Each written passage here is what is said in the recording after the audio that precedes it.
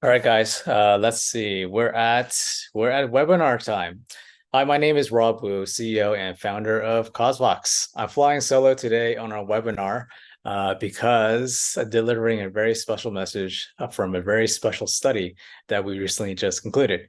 Welcome to the CauseVox webinar, Unlocking Modern Philanthropy, Engaging and Retaining Today's Donor in a Dynamic Landscape. Oof, what a mouthful. Let's abbreviate this webinar to we call it Unlocking Modern Philanthropy.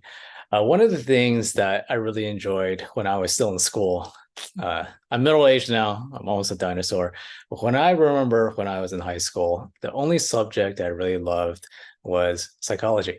So I was fortunate enough to be in a high school where they offered a psychology course, and I love psychology. I love understanding what people think or how people think and where they come from, as well as how they make decisions. So that's always colored my decisions, my interests. And that actually led to this webinar today, where we conducted the CauseVox Giving Study to figure out what makes donors tick today in a post-pandemic environment. And we're really excited just to share with you some of the insights that we learned about donors today, as well as how nonprofits, how you can actually capture some of the shifts in their thinking and their preferences in order to increase fundraising results for the next 12 to 24 months. Again, my name is Rob Wu. Some of you have seen me in a couple of webinars. If you haven't, just by a short introduction, my name is Rob Wu, CEO and founder of CauseVox. Started CauseVox 13 years ago, or was it 14? I don't know. Anything beyond 10 is about the same for me. So with this mission of connecting nonprofits with fundraising and technology, we started this company actually right when crowdfunding and right when the internet came to be, where nonprofits were still executing traditional playbooks of direct mail, of kind of hitting the pavement. Fundraising was a mess at a lot of organizations. So we had this mission of connecting and making fundraising easy through digital mechanisms, either through systems as well as through online fundraising. So today, our ethos is still the same. Our mission is still the same, where we always want to help nonprofits modernize their fundraising. So what we offer over here at CauseVox is a best-in-class online fundraising platform where you can easily run donation pages, event ticketing forms, peer-to-peer fundraising campaigns, as well as campaign websites, such as for Giving Tuesday or for year-end fundraising. We also offer hands-on support. We have a Main Street style of serving our customers where every one of our customers, they are to talk to a human person to get set up or to have technical help as they're running their fundraising throughout the year. And very lastly, we have free fundraising education. We used to charge for this, but then we made a decision to not charge for any of our courses and education ever again. So all of our resources are all free. Our guides, our webinars, our videos, all that's free. I believe that even if someone is not ready to use our product, they should have access to the best insights and best practices in order to craft their fundraising. So you are the beneficiaries of that. All right. At CauseVox, we are a product company. So we believe that traditional fundraising software lags behind today's donor. Donors' preferences always change, they always shift. And in order for nonprofits to really capture more donations as well as steward their donors in a really effective way, you have to embrace your donor preferences. So what this means at CauseVox is that you can easily create branded donation experiences, donation pages, and campaign sites that really tell your story. You can automate your fundraising for donors as well. So they have recurring donors as well as pledge donations. So they don't have to think about donating to you all the time. It just happens automatically, as well as we plug in tools to help you increase and drive more donations to your organization, such as peer-to-peer fundraising. So if you want to check us out, or if you want to learn a little bit more, you can register for a free online demo over here. You can go to causevox.com/schedule a demo. I'll send this link a little bit later. But feel free to take a look when you do have a chance, if that's of interest. All right. Let's cut to the chase. Let's talk about what we're going to talk about today. So our agenda today, I think I'm going to talk for about 20, 30 minutes.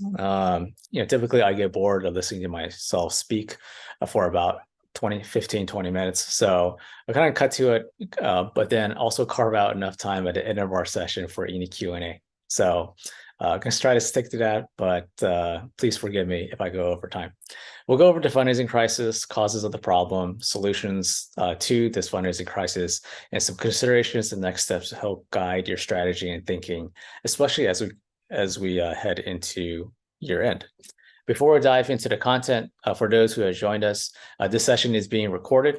Slides will also be sent out in the next day. So feel free to look out in your email inbox. If you don't see it in your inbox by end of tomorrow, which is Friday, September 15th, feel free to look in your other inbox, which is called your spam inbox. So apparently, a lot of my emails go to spam. So feel free to check us out in your spam inbox, either for a weekly newsletter that might end up there or the session slides and the recordings. So let's begin. All right. So are we in a fundraising crisis? When I was looking at some stats recently, a few months ago, the Giving USA reported that there was 10.5% decline in charitable giving. So this is very surprising because for the past few years, we've had a pandemic high. We had endorphins and injections and all this great stuff to help charitable giving, where the spirit of giving was very high. So organizations and nonprofits saw a great increase in online giving as well as charitable giving for individual donors. But once that pandemic kind of started to wind down, you actually see a decrease in charitable giving as reported by Giving USA at 10.5%. So to me, it's very surprising. Like we see a huge uptick for the past few years, and then you see a blip down. Now, 10.5% is huge. If you take 10.5% of your fundraising budget and cut that out, then that's a lot of mission that can't be accomplished. That's a lot of staff that can't be paid, as well as a lot of other things that can't happen for the organization. So for me, I wanted to figure out, well, is this a downward trend for nonprofits, or is it just a blip in the radar for fundraising? And if it's a blip, or even if it's a downward trend, what kind of adjustments can we do today in order to course correct so we can soften the impact of a decrease in charitable giving, or we can position ourselves and our organizations and nonprofits for more effective fundraising moving forward. So when I looked into it, there could have been several different causes. There could have been economic causes, there could have been donor preferences shifts, as well as just could have been causes of this decline from organizations themselves, whether not being efficient or whatever other internal reasons. So kind of explore these three different things, but the meat of it, in order to get to insight, for me at least, was to run the CauseVox Giving Study. This is our first time running a study of this kind, although we've done many other studies before. But essentially, we did a quant study across 500 Gen Pop in the USA, surveyed them digitally, and analyzed the results over the course of about 2 weeks. And from there, we got some interesting tidbits in terms of how donor preferences have shifted, what organizations need to do. And then we wrote a white paper on that, which I'll post a link to in our webinar chat as well. And it'll be included in the email that you get. So the first thing we found through the CauseVox Giving Study 2023 is that the modern donor is constrained. So you probably see headlines like this every day where there's economic uncertainty, there's inflation that's going up. Donors and consumers basically have seen their costs increase, whether it's because of inflation of consumer goods or because they have to pay their debts. Student debts, for example, are now resuming. The credit card delinquencies are increasing as well, where folks are seeing just a crunch in their finances and they can't afford to service the debt that they have. As well as you see, as a result, folks who kind of bit off more than they can chew, where car loans defaults have increased past pre-pandemic levels. So you're seeing a crunch where donors just feel like they don't have as much cash, as much disposable income to spend. When we look at our study, 42% of respondents noted that financial constraints as the number one obstacle for making a donation. So for a lot of donors, they want to make a donation, but then they're feeling this constraint where they just don't have enough to give as much as they want to. But the good news is that we found that the modern donor is still very resilient. 81% of respondents intend to sustain or even boost their charitable activities. And when you look at high earners, so these are folks who are raised sorry, these are folks who make more than $100,000 of income a year. 93% of them responded with an intention to sustain or even boost their charitable activities. So for most folks, for a large majority, they want to increase their giving, but they might not be able to. But for the folks who do have a lot of income, then the vast majority of them want to increase their giving. So you have this intention to give as very high, but then you have the capacity or the ability to give as becoming a little bit lower. So there's kind of a gap that happens. Donors feel squeezed, but as organizations, we have less room to work with. So we need to figure out how we can build the right bridge across this gap.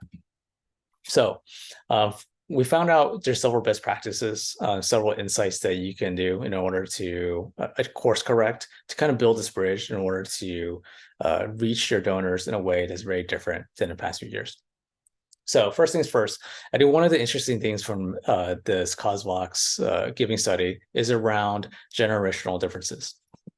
So when you look at younger generations versus older generations, just to broadly kind of put everyone in a bucket. And for me, at least, I'm 40, 41. So I kind of belong right in the middle of kind of this generational spread. So there's a concept that I've seen of a wide horizon in a narrow corridor.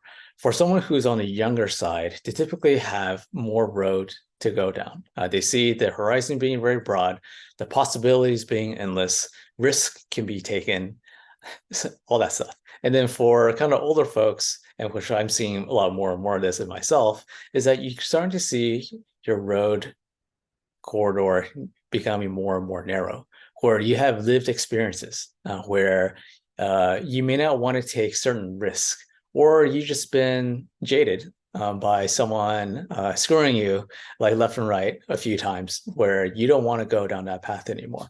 So this concept actually bubbles down into charitable giving as well. So in our study, 50% of Gen Z and millennials they want to consider increasing their donations, where they have a more idealistic and brighter view of charitable giving.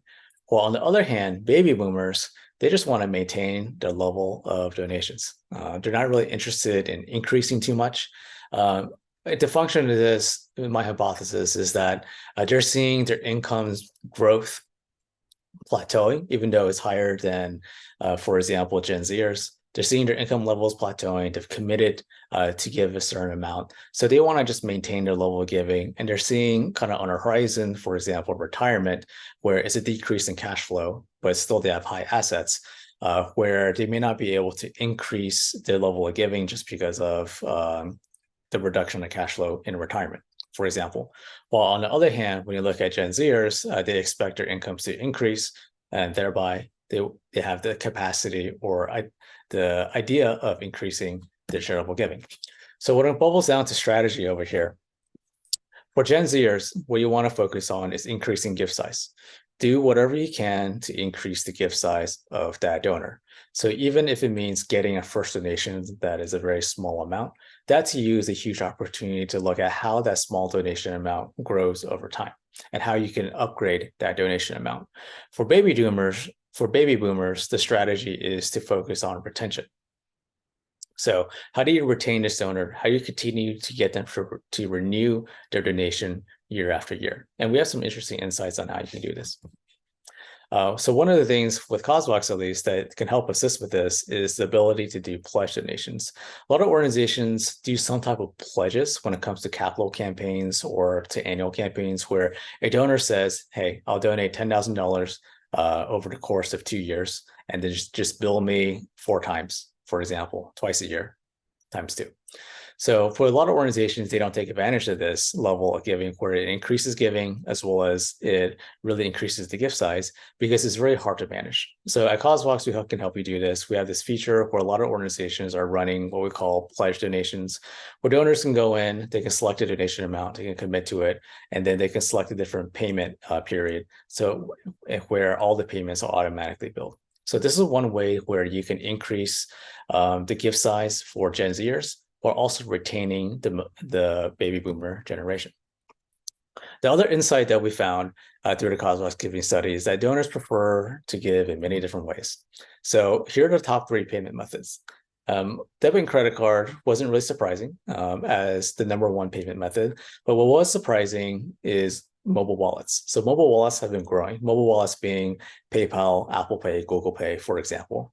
So what we've seen through the pandemic in the past few years is that a lot of consumers know how to use Apple Pay on their phones. They know how to use Google Pay. They know how to use Venmo and PayPal.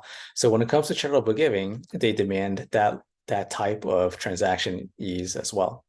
Unfortunately, a lot of organizations don't capture or don't offer this way of giving, which it makes it difficult and puts a hurdle in front of donors from making a contribution. What also was surprising is that cash and checks, which is number three, are still up there, still very high. So a lot of organizations, when it comes to their online presence, is all about just having a donation form, but then sending in a check and having a process check donations or cash donations becomes just an email address or a postal address that someone can send a donation to. So this is something to consider as well, especially as you move forward. Offer a wide variety of payment gateways and payment methods for donors, so that it makes it really easy for them to contribute to your organization.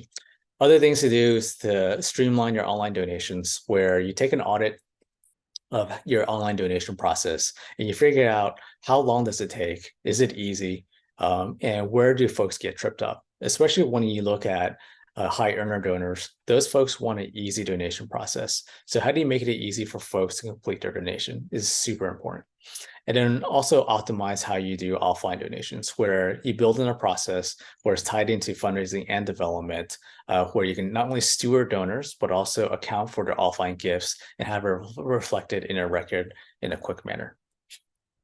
So the other thing we found out through the CauseVox Giving Study, which is very surprising, is that the donor experience matters more than the relationship. So fundraising 101 tells us that a relationship is king. It's all about relationship, where as a fundraiser, you need to build a relationship with a specific donor. You need to go call them, take them out to lunch, invite them, speak to them, get to know them. I think all that's very important. But I think as fundraisers, one of the things that we never see is how important it is. So through the CauseVox Giving Study, we found that 70% of donors are more likely to donate when there's a personal connection. So this is the relationship piece of it. So a super high, a very effective way to capture a donor. But what we found out is that 81% of high earners, they actually care more about a streamlined donation experience. So providing an easy way for folks to go to their online donation form, or providing an easy way for them to make an offline gift where it's very tailored, very personalized, as well as very fast, as well as very automated. So what we see here is that 81% of high earners actually care more about the process of making a donation than the relationship. We also find that 75% of just general pop donors are more likely to donate through a branded donation page. So branded donation page is a customized donation page that looks like your brand, that has your story. It feels like, it seems like it's on your website, where it has your logo, has your colors, has donation tiers, just everything just very tailored to have a cohesive experience for your donors. So what is not is just having a donate button, like a PayPal generic button on your website. What is not is just having your donate button really buried on the 3 pages on your website, for example. And what is not is just a generic, plain white donation page that's the default template from your donor CRM, for example. So you actually find that a lot of donors, they really value other things, such as the donation experience, how easy it is, what page they're on, more than the relationship they have with the organization. So I think as fundraisers, we tend to overemphasize how effective a relationship tactic is versus working on the donor experience or working on how our donation pages look. So that's something to really consider. So for us, the considerations and next steps with this is consider digital automation. A lot of high earners, they want to have a seamless donation experience. So really capturing and leveraging recurring donations as well as pledge donations is a huge opportunity. The other consideration is to tailor your donor journey. There's not a one-size-fits-all donor journey where every donor is a little bit different, either generationally different, preference different, or they care about certain projects and programs. So understanding how you can provide a donor experience is very tailored, whether it's their messages that they get or the pages that they land on, or what kind of donation form they really interact with in a fundraising appeal would be critical to success. Then lastly, looking at balancing the donor experience, such as how fast it is for a donor to make a donation versus what kind of data needs that an organization has. At CauseVox, we've helped out thousands of nonprofits to raise $500 million so far. And one of the issues that we see a lot is that a lot of nonprofits, they value data capture on their donation forms. So you see about 20 fields that takes about 10 minutes for a donor to go through versus ease of donation. Yes, the organization can capture all the data they want because they need that demographic data, but then at the same time, it provides a very poor experience for your donors, which leaves a lot of money on the table. All right. The other insight that we found through the CauseVox Giving Study is that storytelling is your secret trust builder. So storytelling is very interesting of a concept. As fundraisers, as marketers, we understand that telling a story is very important for an organization. So historically at CauseVox, I've talked a lot about story themes, story structures, video storytelling. One of the first ebooks that I wrote 12 years ago is around video storytelling.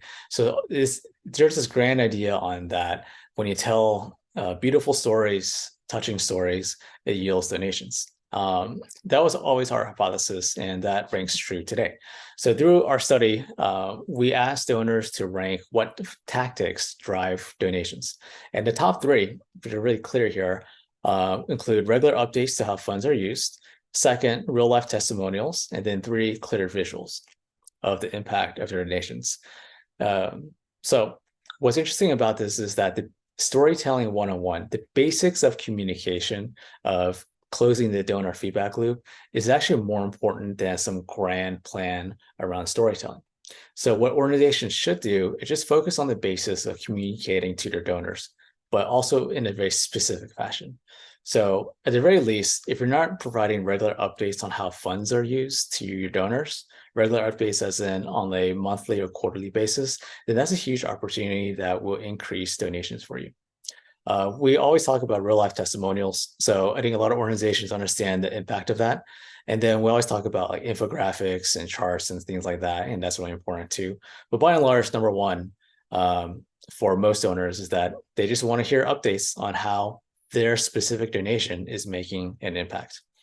When it comes to fundraising campaigns, I thought what was really interesting is that run matching donation campaigns where a lot of organizations focus on this for Giving Tuesday. We've asked for this as a fundraising tactic as well. Matching donations as a tactic does drive a lot of donations, but when you look at it, it's less than 30% ranked here. While number one, close to 50%, is around just simple, regular updates on how people are using their money. So if you're to think about this, if you're trying to prioritize what kind of storytelling to do, maybe you don't have to create a great video, 20-minute video, cinematic, that kind of thing. Maybe you just need to write a few updates here and there on how your organization is using their donations. So pretty simple. Now, when we look at the other side of the coin, which is around objections. So these are objections or barriers that prevent a donor from making a donation.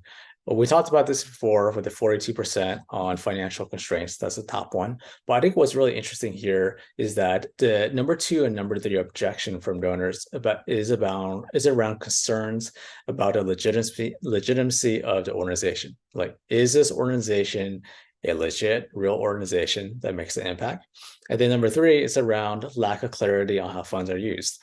How would the money be used? How will my $100, $1,000, $10,000 be used in the work? So I think when it comes to something coming up like Giving Tuesday and year-end fundraising, we see a lot of generic fundraising appeals where it's all about, hey, we did this impact, here's a real life story, consider giving a gift today. I think that's a basic story structure that a lot of organizations use. But I do think that if you incorporate some of these tactics that we talked about that generate donations, as well as help soften some of these objections, then you'll generate more donations. So for example, you consider putting in a budget breakdown for a specific project or program that you're trying to fund, or consider adding in some donor reviews or donor quotes from other supporters, other organizations, especially longtime supporters. This way you can get around the legitimacy as well as the lack of clarity objections over here. One of the ideas that I have around this is that, you know, if I was a nonprofit, I would just have a Google review. And then I'll just ask all my donors to write 5-star Google reviews so that that's something that I can reference to. So if someone searches for my organization, I'll pop up on Maps, I'll pop up on Google, and then they'll see 5 stars or 4.5, somewhere close to there is good enough. A lot of times we try to, I think we disregard how donors find information. So yes, there are donors who find legitimacy rankings through like Charity Navigator, GuideStar, that kind of stuff. All that's great. But a lot of consumers just do Google searches. If they see 5 stars, if they're used to seeing 5 stars on Google Maps or on Yelp, then that's probably a legitimate organization. So one of the interesting things about generationally speaking, for Gen Z, the number one objection for them is the lack of clarity on how funds are used. So especially if you're targeting Gen Z or you have a Gen Z audience or donor base, then making sure that you're able to detail out a lot of clarity in terms of how funds will be used, like a budget breakdown, that I think that's very important to get around that objection. For baby boomers, it's more about concerns about the legitimacy of the organization. So baby boomers, older folks such as myself, maybe a little jaded in life, you know, we want to make sure that if we give to somewhere, we trust them, but also that they're not going to squander our funds. So some considerations for this is to integrate communications and fundraising where they're not two different silos, where your marketing person sits at equal authority as your fundraising person, and they work hand in hand, where communications is fundraising and fundraising is communications. Second, to be transparent. If you can be radically transparent to your donors about the issues going on, the obstacles, how you're spending the money, that will yield more donations than being opaque and being buttoned up. And then lastly, focus on your brand and message, where a lot of times we see organizations, they have to try really hard when it comes to the tactics because their story and brand is very opaque. So a lot of donors don't understand the comprehensive approach of your impact or your programs. So they need something really boiled down, or they need something more focused on what they're interested in. So honing your brand, honing your message, having your idea sell itself versus bolting on fundraising tactics will put you in a better position when it comes to fundraising. All right. During the CauseVox Giving Study, we also found out that you need to go beyond the wallet. Getting a donor is great, but donors are actually sitting on a lot more capital than you get them credit for.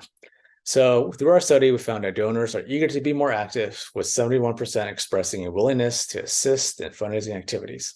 So the vast majority of your donors actually want to participate. They want to help you fundraise.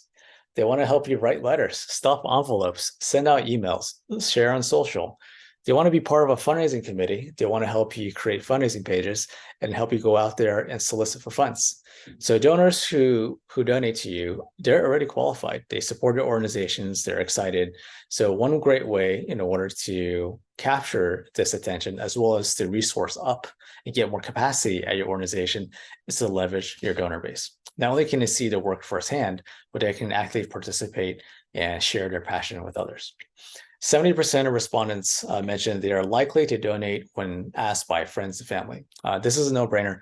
Through peer-to-peer fundraising in our studies, we found out that this metric is about industry standard. So our response to this goes in line with other industry studies. And that's why we believe in peer-to-peer fundraising as a great way for donors to create personal pages and team pages, create a fundraising appeal, and send it out to their friends and family to drive new donors to your organization. But we also found that 70% of respondents are likely to donate when they have a connection with a staff member. So if you have a big staff, or if you have staff that are easily accessible, then I think one of the things you can do is to connect any type of staff member that works at an organization with donors. So then they can have an inside look of what's going on in an organization. They can be more transparent, as well as they can provide that personal touch that yields more donations. How you can scale this up is through peer-to-peer fundraising. So staff members can have peer-to-peer fundraising pages, or your donors can have peer-to-peer fundraising pages. And that's one of the things we've seen a lot of success in over here at CauseVox, where organizations who use peer-to-peer fundraising on our fundraising platform, they tend to raise twice as much as organizations who just use donation pages. So this is a great way to mobilize your network to drive more awareness, as well as to increase the number of new donors that you get every single year through your fundraising. So some considerations here, again, to leverage peer-to-peer fundraising, to integrate that into your Giving Tuesday plan, your year-end fundraising plan, any type of fundraising event that you're doing as a donor acquisition and donor engagement tool. The second thing is to focus on building fundraising committees. As fundraising staff, as marketing staff, event staff, we're always overworked and close to burnout. So one of the easiest ways to alleviate that is to find volunteers to help you do your own work. So volunteers want to volunteer and see your project and programs, but the vast majority of donors also want to participate in fundraising activities as well. Then lastly, to offer skill-based volunteer opportunities. So someone has design skills, sales skills, even like IT skills that you can put up to use on the operations and fundraising side at your organization. All right, and then lastly over here, the last insight I want to share is around the donor retention gap. So through our study, we found that 60% of respondents expect to revisit a nonprofit for donations after their initial contribution. So what this really means is that the vast majority of donors, after they make the first donation to you as a first-time donor, they expect to continue donating to you every single year. So donors expect after their first donation to be a repeat donor. So very, very important. But what we find is that the industry donor retention rate is only 18%.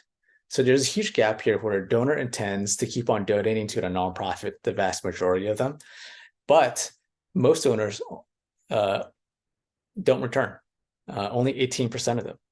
So what's interesting here is that we're doing something really wrong here, where donors expect to continue donating, but actually they don't the next year, because either we're not being transparent enough, we're not communicating enough, we're not thanking donors enough, we're not providing regular updates on how donors, how their donations are being used. So we're doing something grossly wrong here.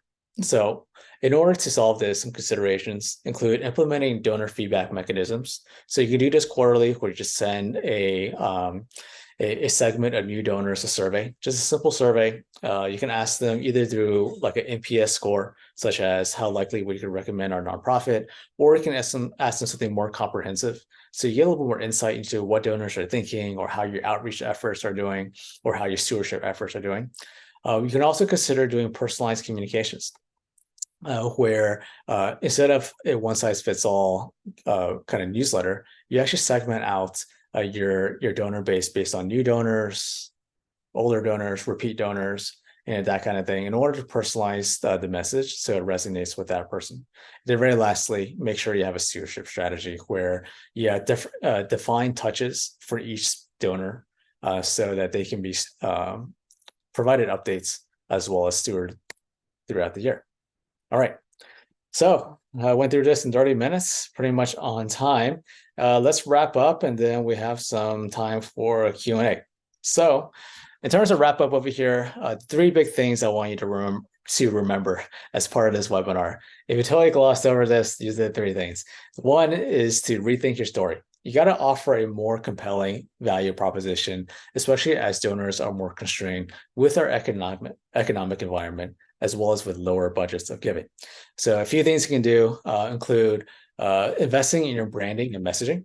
So rethinking about how you communicate with donors. During the pandemic, it's easy. If you existed as a nonprofit, you had a presence, people just gave to you. But today, it's about being distinguishable. How do you find you're different? Like, what is your difference, and how do you be different as a nonprofit? How do you distinguish yourselves from other organizations? So finding your value proposition as well as finding your differentiators is super important. The second thing in terms of rethinking your story is about looking at brand and donation pages. Like, how do you carry this message across the whole life cycle of first touch with the donor all the way to them making a donation? So rethinking how you look at your donation forms as well as your donation pages, so it provides a consistent and seamless branded experience. Third is to look at transparency. So how can you be radically transparent to your donors, either by providing budget breakdowns or how funds are being used more in a quarterly fashion versus an annual report? And then lastly, how do you bring in donor reviews of your organization to bring up the legitimacy of your organization and the work that you do? Other thing that you should do is to think about how do you put donors first. So with changing donor preferences, some of their desires have changed where they want to use mobile wallets more. So thinking about, does your donation form, does your transaction experience include the ways they like to pay? Also putting donors first is thinking about how you can help them automate their donations. So whether it's updating their donor credit card for a recurring donation or getting them onto some type of pledge-based donation system, like how do you get them to a place where they don't have to think about making a donation every single time you have an appeal, where they can just automate their charitable giving to their organization, especially because the vast majority of organizations, after their first gift, they just want to continue their gift. Then lastly, how do you put donors first by inviting them into the process of fundraising, such as through peer-to-peer fundraising? And then lastly is to integrate your teams. The big part of integrating your teams is that traditionally we've seen departments at nonprofits being very separate. In the fundraising department, you have somebody running events, then you have somebody doing major gifts, then you have somebody doing individual gifts. So you have a bunch of silos there. Then you have a bunch of silos in marketing too, where they're relegated to just sending newsletters and posting on social. And then the ED kind of is like a half-time fundraiser. So, and then on top of that, you have just your bookkeeper and accountant, which are just the folks processing checks and entering data into the database. What happens here is that each department is very siloed. They're not connected. So it's very difficult for the organization to provide a very seamless and holistic donor journey for each specific donor. So think about how you can create an integrated team where you can craft this experience that's delightful for your donors from first touch all the way to repeat donation. All right. Well, thank you so much for your time over here. I just want to open it up to questions for the next few minutes. Just as a reminder for everyone here, the slides I have will be shared, as well as the recording will be shared as well. And then on that note, before I open up to questions, feel free to chat us into the chat function over here or the Q&A function if you have any. Lastly, I just want to end kind of my presentation phase of this webinar with a blurb about CauseVox. You know, we help nonprofits unlock modern fundraising. So you can elevate your donor experience, you can add in mobile wallets, you can do peer-to-peer fundraising all in one place. So if you're looking for a fundraising platform, a fundraising software that's not clunky, that's delightful for donors, check us out. You can browse causevox.com. All right. Let's do questions. So feel free to chat us in over here through the webinar chat. Be happy to stick around for a few minutes for any questions. I do see some folks raising hands. So I can't see your question. If you raise your hand, feel free to just type in your question and I'll be happy to get through that. Thank you. All right, first question we have. All right, so what is the best peer-to-peer fundraising platform software you recommend? So there are a lot of different peer-to-peer fundraising platforms and products. So one of the places you can look is CauseVox. So we are a peer-to-peer fundraising platform. We've been around for about 13 years, helping organizations raise $500 million. So super easy to use. You can customize your pages, customize your campaign sites fully. So it's kind of like full customization, not just your branding. You can do everything. And then you can turn peer-to-peer fundraising on and off with personal pages and team pages.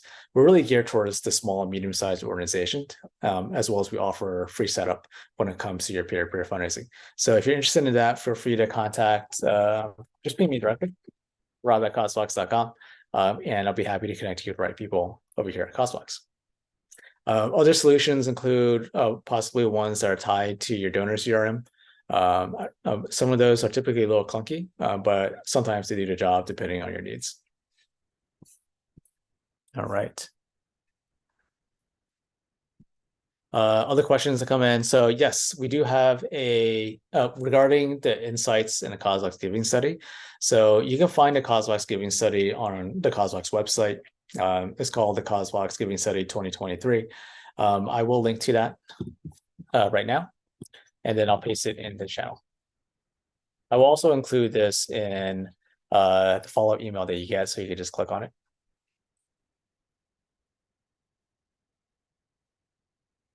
See, other questions that come in. So what electronic payment methods do you suggest? Yes, so this is great.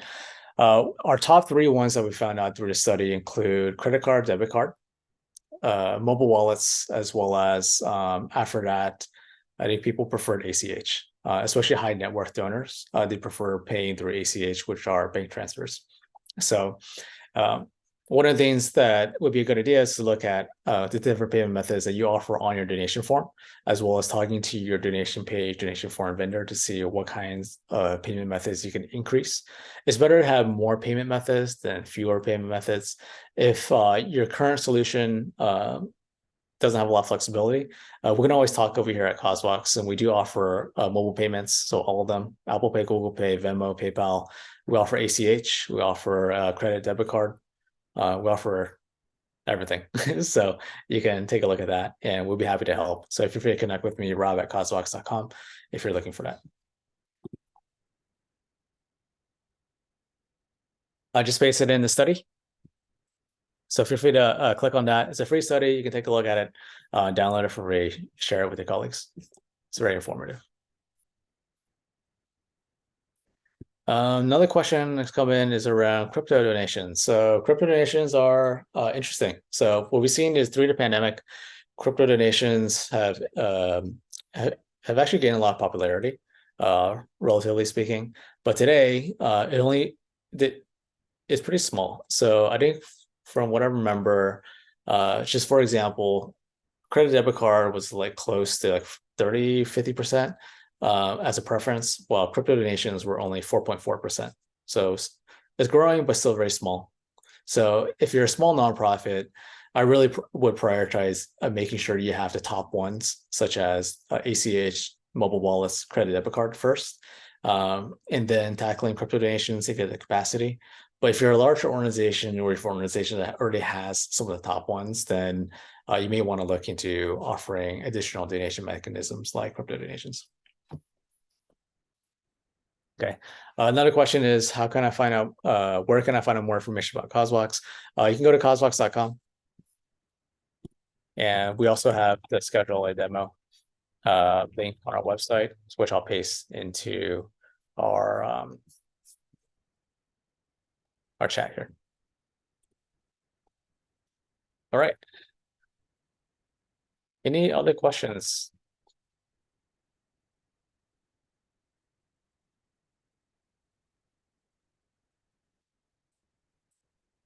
We have a question about how do you do peer-to-peer fundraising, especially for Giving Tuesday and year-end fundraising. So one of the things that a lot of folks do is they create like just a donation page for the Giving Tuesday campaign, and then they direct their appeals to it.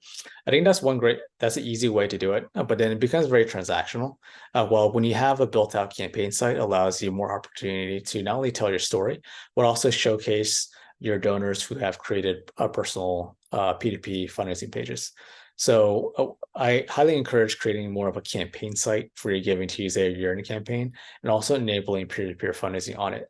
It serves 2 purposes. The first purpose being that it helps people who visit the campaign site have a sense of legitimacy of your organization, because they see a lot of people, a lot of donations coming in, just a lot of activity. So there's that social proof. And the second piece of it is that then you can, if you're running peer-to-peer fundraising, then you can also leverage your donors' networks to cut through the noise of Giving Tuesday and year-end fundraising. So it's a strong story differentiator. All right. Well, I think it looks like we're at time over here. Thank you so much for the time. Again, my name is Rob Wu, CEO and founder at CauseVox. In terms of housekeeping, you will be sent the recording of this webinar as well as the slides. Feel free to share that with your colleagues. And if you have any questions, you can always contact me at support@causevox.com or rob@causevox.com. Thank you so much for your time.